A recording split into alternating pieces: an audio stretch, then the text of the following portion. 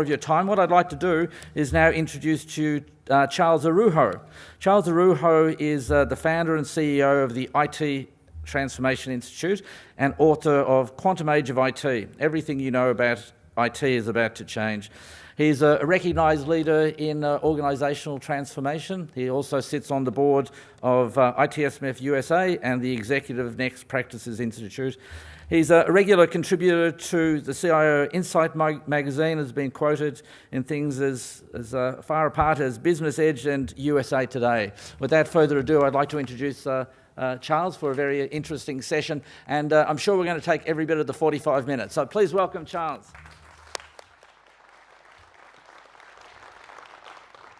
Thank you all. Is it on? Thank you all very much. It is an absolute pleasure to be with you all today. It is great to, first of all, reconnect with some old friends that I've met over the years, and also reconnect, or I guess meet in the flesh, a whole bunch of folks that I've only known through the social media world. And so it's always great to actually turn those virtual connections into real ones. And then beginning last night to actually meet a bunch of new people in this very vibrant service management community that you have here. And I'm excited to be with you. On a personal note, we've spent, my wife and son joined me on this trip, and we've spent the last several days driving around parts of Australia so far as we kind of worked our way here. And we've been truly taken by the beauty of this country and by the friendliness of the people, although I don't know that your countrymen appreciated my California driving skills that much. We've thoroughly enjoyed it. So thank you all for the warm welcome. I should get my little clicker. So I want to start today by talking about a story. This is a story of the largest corporate failure that never occurred. This story is about Tom Ford Jr. and the utter collapse of IBM that didn't happen. So, in the mid-1940s, IBM was already the largest manufacturer of business machines in the world. They were one of the largest industrial companies in the world, and they employed over 30,000 people. It was into that world that Tom Ford Jr., the son and heir apparent to Tom Ford Sr., the president of IBM, was trying to figure out what he was going to do with his life. Everyone, certainly his father, intended for him to take over IBM. He was not really sure that he was up to this task. And so he was so unsure, in fact, that during World War II, he was working for Major General Bradley Follett. No, I got that wrong. No, whatever. I always mess up his name. But in either case, and he was serving as his pilot and aide. And he enjoyed that so much that he had decided that after the war, he was going to become a pilot for United Airlines. Upon hearing this, the Major General just made a kind of an offhand comment to him and said, "Really, I always thought that you'd go back and take over IBM." And Tom Ford Jr. was truly taken aback by this. This was a man that he trusted and respected, and he said, "You really think I'm up to the task?" And he said, "Of course you are." So that caused him to go back to IBM after the war and really set the course for what was going to come. Because in 1949, he made the pitch that would change not only his life, but I would argue all of our lives. During the 40s, during the war, IBM had actually made several investments in research around what would become the electronic computer. And in fact, had invested in the research team that created what most people consider the first electronic computer created. But it was a different research team from a different university that created the foundational technology that would become the UNIVAC, the first commercial computer. That team approached Tom Watson Sr. and said, "Would you like to take this technology?" And he said no. And he didn't really think much of it. In fact, nobody did. Because even the most ardent supporters of this burgeoning industry really had no idea what they were dealing with. And so they passed. And everyone except Tom Ford Jr. didn't think anything of it. Tom Ford Jr., though, said, "No, this something is much bigger." And so in 1949, he made a pitch to his father. And I can only imagine this, just knowing my relationship with my father, how hard this must have been. He made a pitch to his father to say, "We need to do this. We need to be in this business." And so they made some small investments, and they developed what would become IBM's first commercial computer. And based on its mild success, he then went back to his father within a couple of years and said, no, we need to be all in. And so IBM shifted a tremendous amount of their resources, a huge amount of their investment in research dollars, and actually went into the greatest amount of debt that IBM had ever been in up to that point. But by 1955, IBM was the largest manufacturer of computers in the world. And as they say, the rest is history. See, Tom Ford Jr. was able to see that we were entering a different era, and that era was going to take a new type of leader to take us into it. And Tom Ford Jr., I think, thankfully for us, was that leader. But the parallel for us is that I believe we are entering a similar space and time as IT professionals. That we are entering a new era that is going to take a new kind of leader to lead us into it. And that's what we're going to talk about today. So I am a sucker for sappy chick flicks. What can I tell you? I have enough drama and reality in my life. I want a happy ending. One of my favorites is the movie While You Were Sleeping from the 90s with Sandra Bullock and Bill Pullman. And if you aren't familiar with the story, Sandra Bullock is a character who works at a train station and takes little train tokens, and this, in her mind, gorgeous guy comes to her every day, and she's convinced that this is the one for her. One day he is mugged and left for dead as he rolls off onto the train tracks, and she rescues him, which sets into motion an entire cascade of events where his family mistakes her for his fiancée. And when he wakes up, his entire life has been transformed. Everything is different. And this is kind of our story, except that we weren't sleeping. Our world has been changing in front of us. Did you guys notice, by the way, that the background changed? Did anyone here? I'll prove it to you. It was blue. But it changed into orange as I was talking. This is what's happened to us. Over the last 10 years, our world has literally changed in front of our eyes. But because it has happened so slowly, most of us don't realize it. We don't see what has happened. In my book, I talk about 3 market forces that have changed the world of IT as we know it. And shameless plug, you have to buy the book if you want all the details. But I will go through them very briefly. Those 3 market forces. First is the consumerization of IT. Over the last 10 years, starting with the rise of Google and the idea that suddenly we had a right to access information at a moment's notice. Now we have it on our phones and our iPads. I mean, on this trip we've taken over the last few days, the number of times we'd say, what about this, what about that? And out came the phones and we would be Googling something. Right? That began to shift the perception of how people expected access to information. And then you had something like Facebook, and all the social media companies enter the scene. And suddenly this idea of interaction and collaboration became commonplace. And our corporate customers are sitting here and, wait a minute, but I can't tell what's going on in the next business unit down the street? That doesn't make any sense.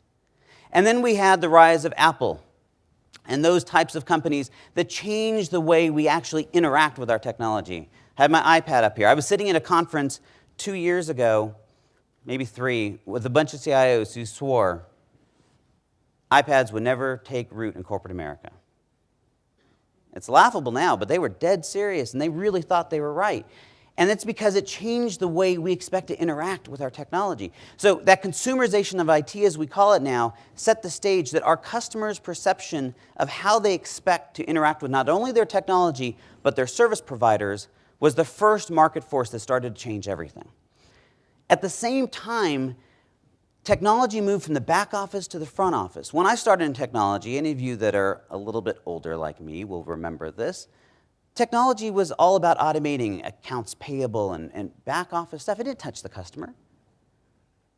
Today, every single business process, every single customer transaction, every single element of the customer experience is powered by technology. And what that means is it leaves our customers deathly afraid because they're relying on this technology for everything that they do. And yet, they don't really understand it. And it's run by people they don't always trust because they don't always understand what we're saying. Now, we probably could have survived those two, frankly. But the third market force that rose over the last 10 years was kind of the thing that really shifted the game entirely. And that is what I call the competition for IT. The rise of cloud computing, software as a service providers, pick your acronym, pick your term, but it simply means that there are now a whole bunch of people that are providing technology to our customers that we were the only ones who could have provided it a few years ago. When Salesforce.com entered the scene in about the year 2000, 1999, 2000, frankly, they didn't even know what they were getting into. But it completely shifted everything. And so when you put those three market forces together, you find that while we were sleeping, our world changed. And so we are now in a position that we have to figure out, what are we going to do next? How are we going to respond to this?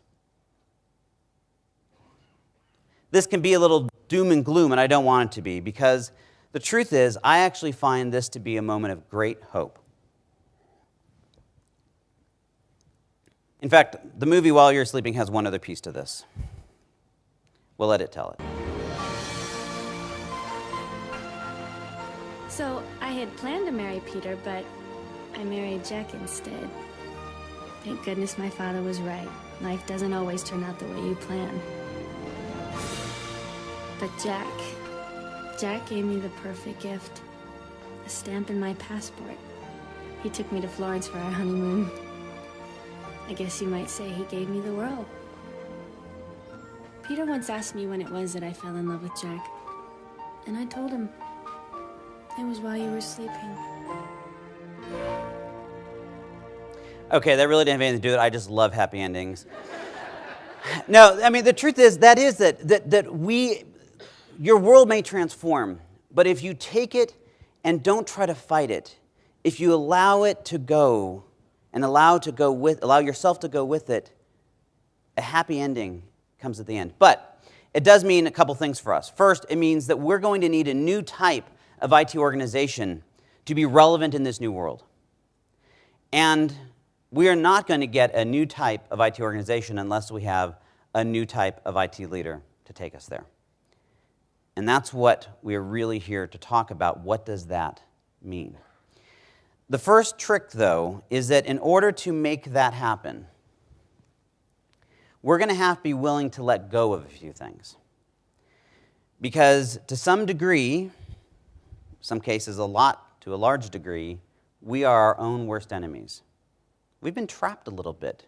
I was talking to someone last night and said, in many ways, while our technology has changed constantly, we as IT professionals, we as a profession, we as IT organizations have changed actually very little over the last 45 years.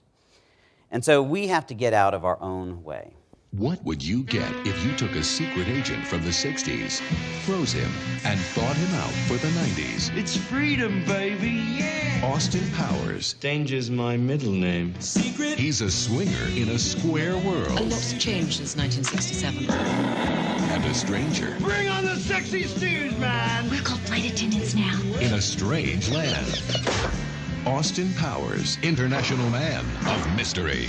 If we're not careful, we will be the Austin Powers of the future, because we will be trapped in a world in which we think the old rules still apply.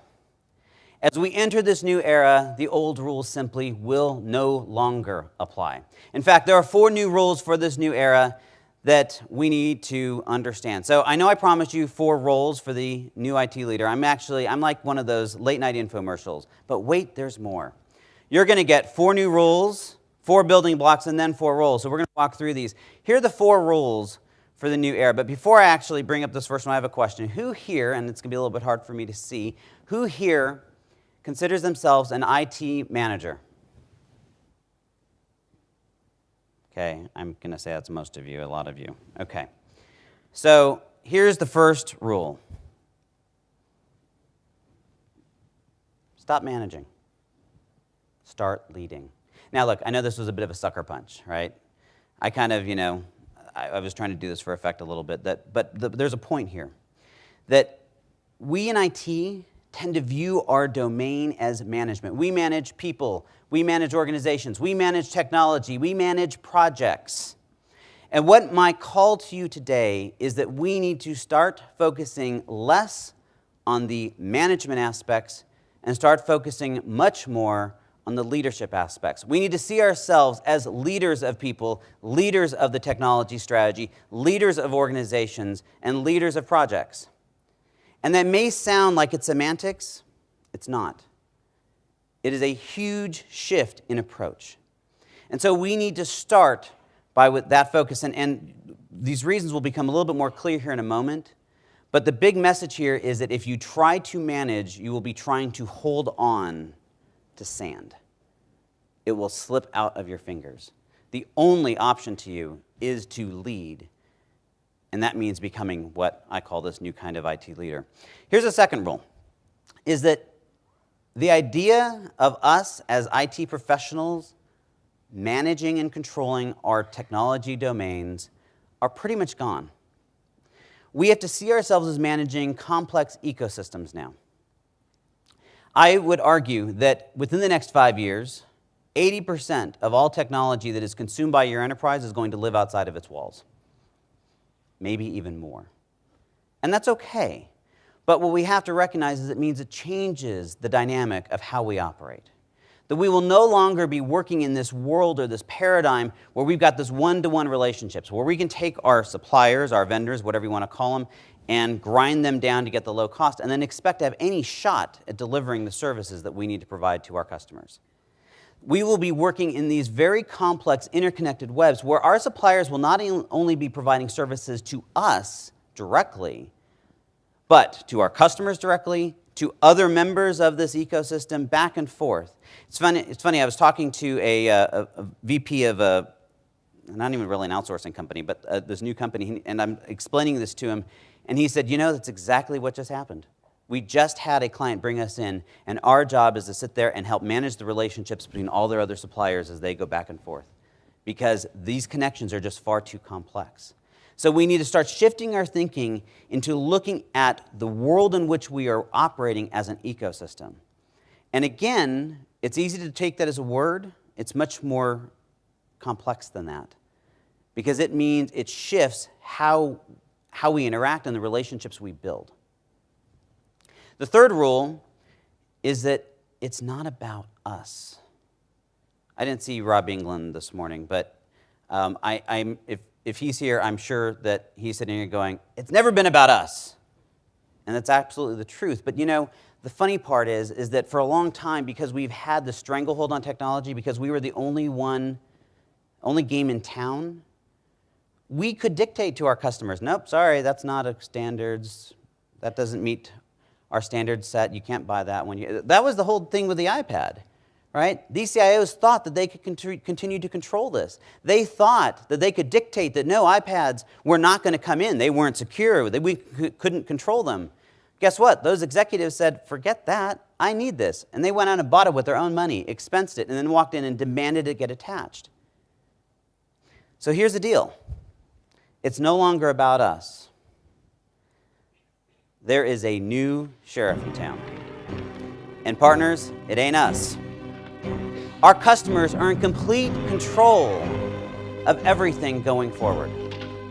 And we're just going to have to come to terms with that. Google has a policy of basically, that you've heard, bring your own device, bring your own technology. They pretty much say, you know what, and I know they're Google, but they say, bring whatever you need to do your job. It'll be on us, IT, to figure out how to support that.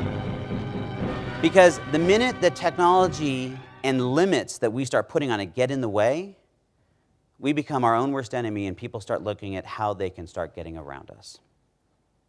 So it may have never been about us, but if you're holding on that you can still make it about us, it's over.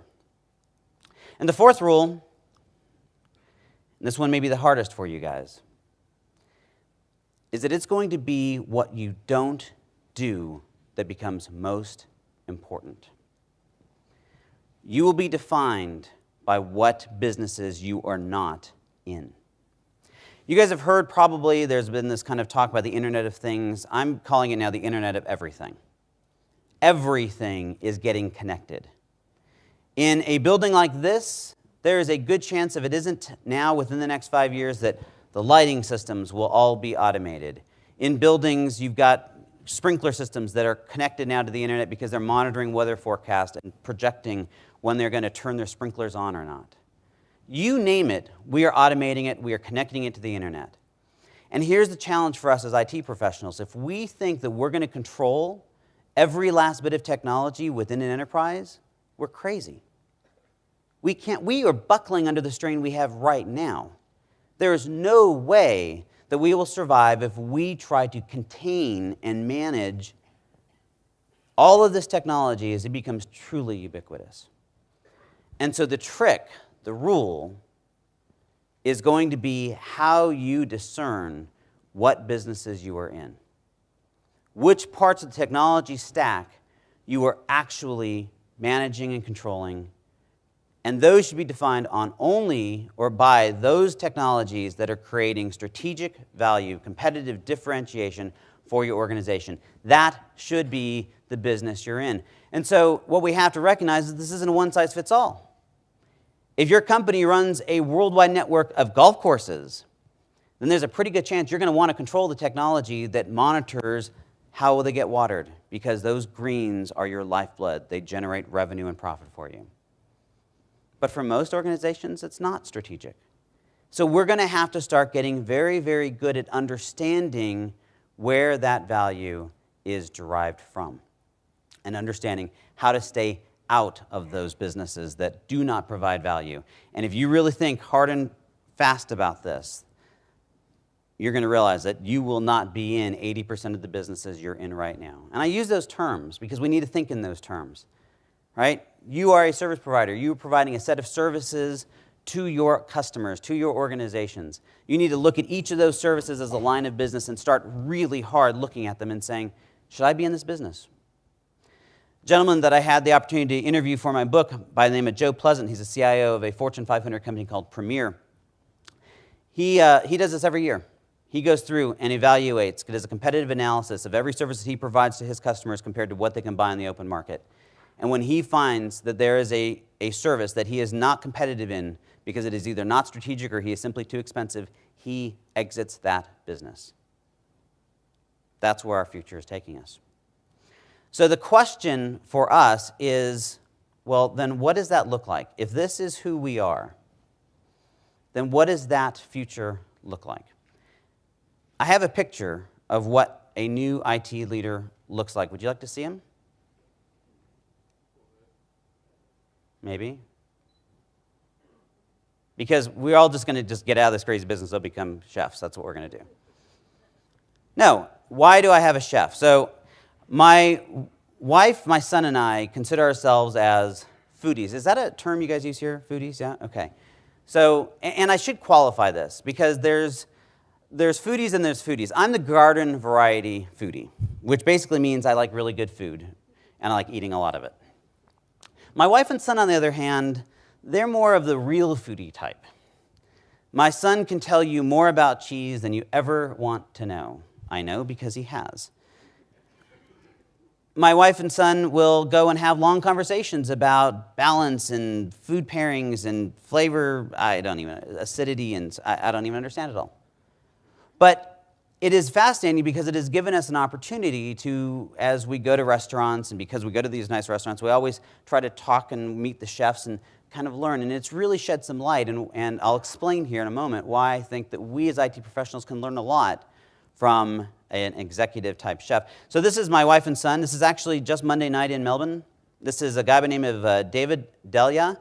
He is the executive chef at a great little restaurant called Il Bacaro, on Little Collins Street. Great little restaurant. And we had the chance to sit down and talk with him. And I'm going to reference him a few times here because I think that we're going to see a lot of the virtues that he has and some of the famous chefs that we know from TV as well as some of the other chefs that we've had the opportunity to get to know provide a little bit of a roadmap for what the new IT leader needs to look like. So the very first thing is that an IT leader is a visionary. An executive chef, and therefore an IT leader, needs to be a visionary. Now, this sometimes gets confusing because I think we think in terms of visionaries as these big picture, big idea. But being a visionary simply means this. I have an image in my mind of what I'm trying to create. There's a show called MasterChef. I think there's a version here in Australia. We have one in the U.S. And the one in the U.S., there is 3 judges. One of them is the famous Gordon Ramsay. But one of the other judges is this guy named Joe, whose last name I can never pronounce. And he owns a string of restaurants. He's considered one of the foremost Italian chefs in the country and one of the foremost experts on Italian wine. And we had the opportunity, my wife and I, to visit his flagship restaurant called Il Posto in New York. And this was just a crazy experience. One of those places where the waiters have waiters, and the food was just absolutely pristinely presented, and it just had this elegant ambiance. After 14 courses, they brought us out, after 2 dessert courses, they brought us out. This thing looked like a jewelry box, and they started unfolding it, and inside were all these little dessert treats. I've never been so full in my life. And it's easy to say, well, you know, some hoity-toity dinner, of course. But what's interesting is Joe also has another restaurant right near our house in Southern California where we live called Mozo. And Mozo is a pizzeria. And it's the exact opposite. It is very casual. It is about the flavor of the pizza and the way they put it together. The point is that he had a very concise and specific vision for each of his restaurants. It wasn't just like whatever. It was created. As IT leaders, I think sometimes we fail on this. I think sometimes that we do not go into the business of delivering services to our customer with a clear and concise vision of who we are, the value we bring, and why anyone should care. So we have a lot to learn from this if we start approaching everything we do. Part of this conversation about getting out of businesses, you're not going to be able to do that until you craft this vision, until you have a clear understanding of who you are and what value you are bringing to your customers. The second thing that I think we can learn from executive chefs is this idea of being humble. Maybe, there we go. Now, if you've ever watched a show with Gordon Ramsay on it, you can sit here and go, Charlie, there seems to be a disconnect on this one. But what's funny about it is I actually don't think so. Because let's be clear, humble does not mean subservient. Humble means being of service. It means that we need to approach what we are doing with this idea that we are here to serve. Why does Gordon Ramsay go all berserk, other than the fact that it pumps up TV ratings, I suppose? Because he leaves it all on the plate. He wants to ensure that when someone is dining in his restaurant, that experience is everything that he intended it to be. And there is a humility in that, because it is not about him, it's about what he is serving. And I think we as IT professionals can get really hung up on this. Woe is me, how hard is it to do what I do, and our customers just don't understand how tough it is. We need an attitude of humility, a servant's attitude, where we view everything we do in the light of how we are serving our customers, on the experience we are creating for them. We need to learn how to leave it all on the plate. The third thing I think that we can learn from executive chefs is to be accountable. Here we go. That if you look at the same, if we stick with Gordon Ramsay on this, right? There was this one episode that he had to have the folks came, the contestants were cooking, and we show up and they're at his restaurant. And it was very clear. You were putting food on plates in a restaurant that has my name on the door. He took it very personally. And it was from that sense of personal accountability that he then held everyone else accountable to it. Seth Godin, who writes a bunch of books, mostly in the kind of the marketing domain, but on business in general, talks about how, have you ever walked in one of these hotels and you're carrying all your luggage and you have to traipse all the way through this thing to get to the reception desk that's kind of hidden away in the corner, and it's like it makes no sense and you're kind of cursing in your breath as you get there? He says, what would happen if when you got there was a placard on this hotel lobby design created by? What happens if we start having this sense of personal accountability? How many times do we as IT professionals hide behind the anonymity of the IT organization instead of taking personal accountability for the service that we provide for every single interaction that we engage in? What would happen if that started to change? So we need to embrace this sense of accountability to be able to compete and be relevant as we enter this new era. And the fourth one, which you already saw, was to be personal. I'm going to give you two examples of this. First is there's a restaurant. We used to live in a town called Temecula, kind of Southern California wine country. And we haven't been there for about 5 years, or we haven't lived there for about 5 years, but we were there a couple months back, and we walked into one of our favorite restaurants called Gourmet Italia. And the owner of the restaurant, his name is Alex, and he walked up like we were long-lost friends. Now, we were regulars. I think there's a good chance that he remembered us. But he sees hundreds of people every single night. But the point of it was, when you walked into this restaurant, you felt him. There was no doubt about it. There was this personal connection that was created. I think sometimes we want to take IT and mask it in this veneer of objectivity. And instead, we need to be creating this personal interaction, this personal experience. I was having lunch with a good friend of mine, VP of application development for a very large financial services firm. And as we were sitting there, a group of folks walked in and they kind of waved at him and he waved back. Towards the end of lunch, he called the waiter over and asked for their check. He said, "I'd like to buy their lunch." As we were walking out, I said, "So what was that?" He goes, "Oh, well, they were some members of my application quality testing team. And they've been working really hard on this project, and I just wanted to give him a little recognition." Now, he never acknowledged it. I'm sure they probably put two and two together. They probably figured it out. But this is a large organization. They were probably 4 levels below him. The salient point here is that, A, he knew who they were. He knew their names. He knew what they were working on. And he went out of his way to make a personal connection with them to say, "I appreciate what you're doing." I think so many times in IT organizations, we just don't do that. I once wrote a blog post about giving the IT wave, about the fact that we don't sometimes even acknowledge each other, to say, "Hey, we're in this together. We're on the same team." I love conferences like this because it allows us to come together and do some of that. But it seems like sometimes we go back to the office and we forget about it. So, to be honest, these are not IT traits. These are 4 building blocks of leadership.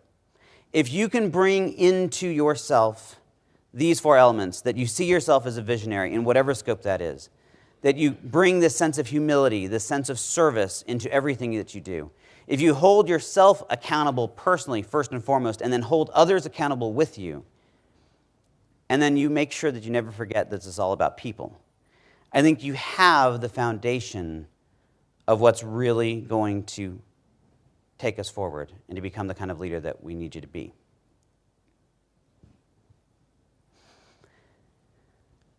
So the question is, what do we do with that?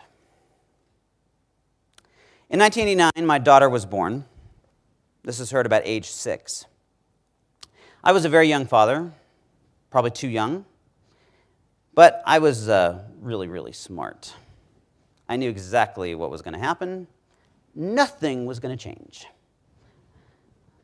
Pop the kid out, go right back to my normal everyday life. How big of a deal? I mean, I wasn't even the one having the baby, right? It's like, whatever. Yeah, everyone laughing is a parent, okay?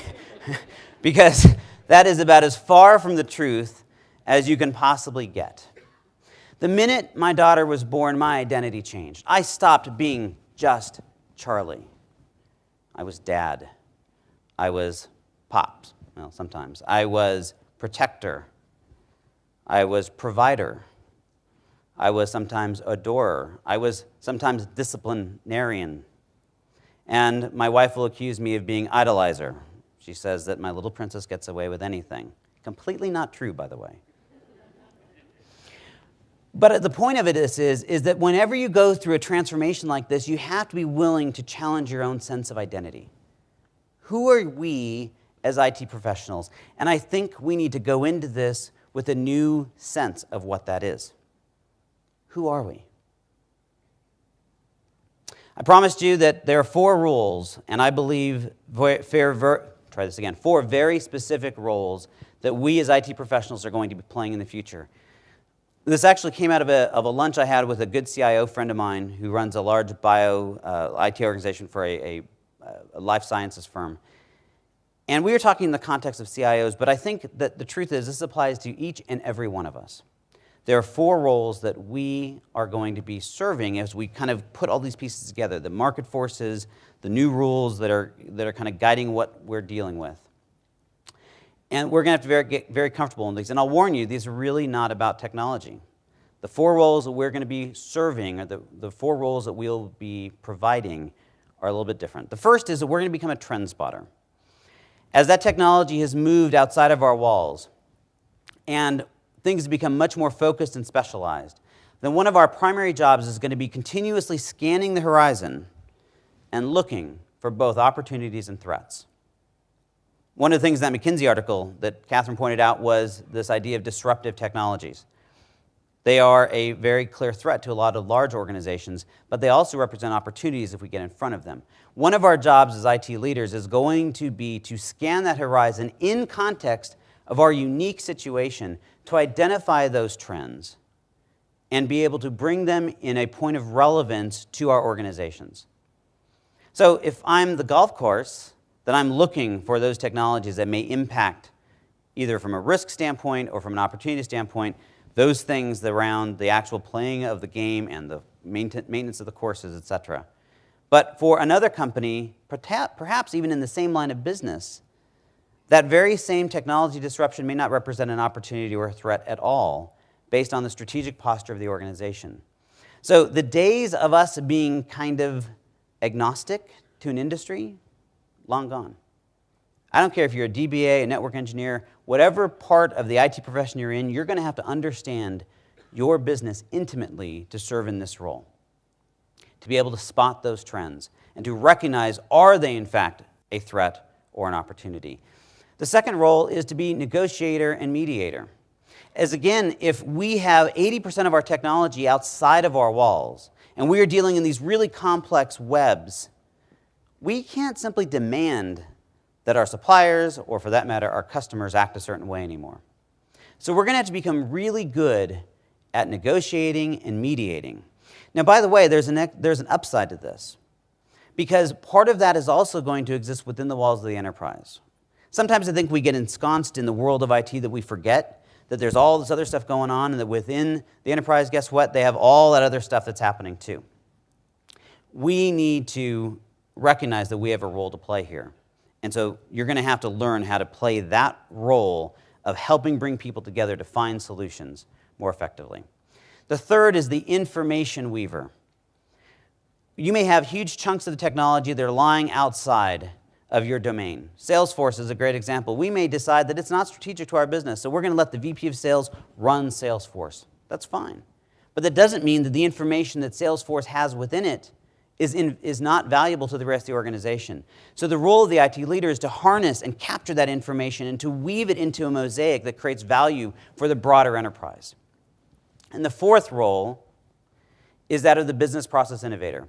I believe we have to accept the fact that technology innovation is not going to happen inside the walls of the corporate enterprise. It hasn't really for the last 5 to 10 years at least. But that doesn't mean we're out of the business of innovation. It just means that our focus on innovation has to be on business process innovation. Procter & Gamble is widely viewed as one of the most innovative companies in the world, and yet they make commodity products, soaps, things like that. It's because they innovate at a business process level, and that is our future. That we need to become very good at taking commoditized technologies, combining them with unique business processes to create competitive value for our organizations. And that's where our future is going to be.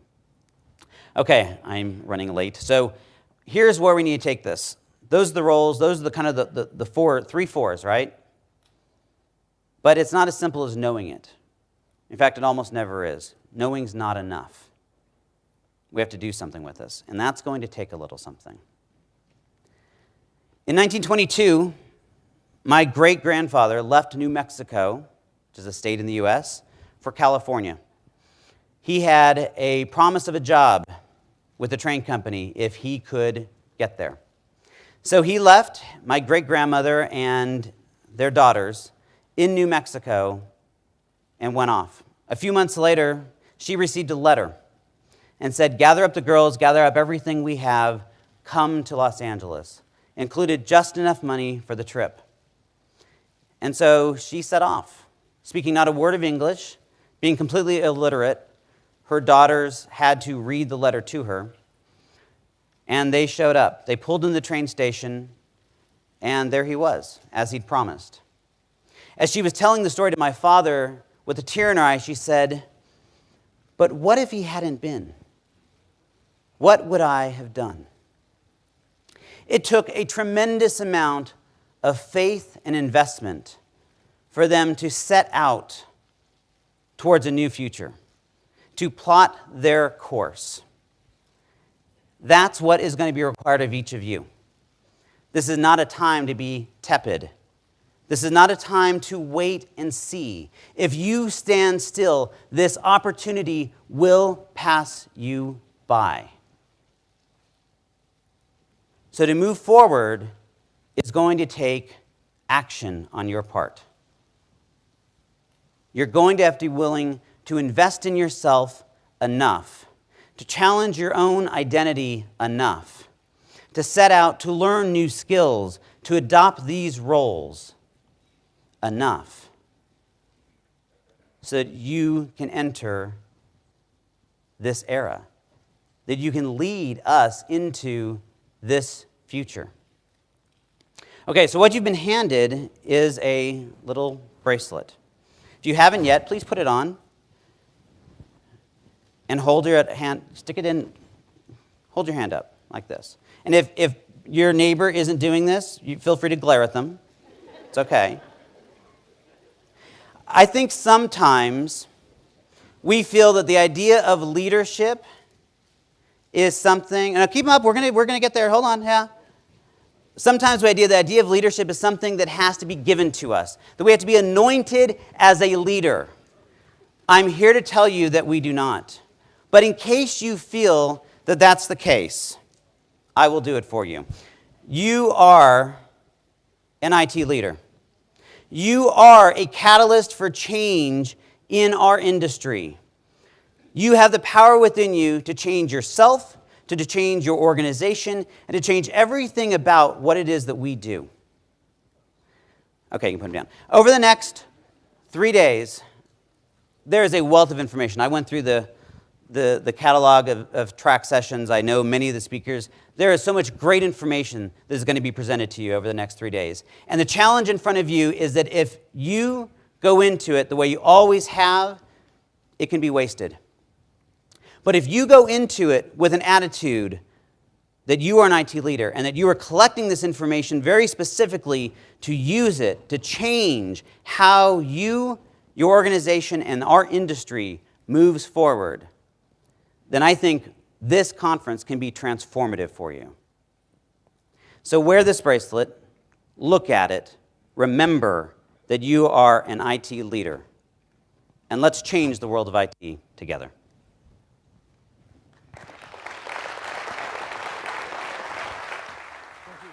Thank you very much, Charles. Don't go as yet. So when I come to conferences and I see keynotes, I want keynotes that actually challenge the way I think, make me feel a little bit different, and at the end, change me a little bit. So thank you once again, Charles. Here's something as appreciation, but don't go yet. There's more. Late night. There's something else for you to get you through the day. Now, Thanks. Charles was here. We got you to put your hands up, which was sort of a call to action, but Charles, I really don't think that was powerful enough, because it was just about your session, where there's lots of transformational sessions that you will have here today. Now, you talked about your daughter before. What's the most sacred promise a child can make? Wow. Oh, the pinky promise? The pinky promise. It is the most powerful promise that anyone can make. So, what I'd like everyone to do just briefly, and Charles and I will do it, because what I really want you to not only take away from today that you'll do something, but from the next session, the session afterwards, and when you go back to work, you'll implement some of these things. So what I'd like you all to do is stand up. Come on, guys. Stand up. And what I want you to do is to your neighbour and find someone, I want you to have a pinky promise with them that you will take something away from this and implement it. Charles, we'll take something away and implement it. All right. Very good. Thank you, Charles. Thank you, everyone.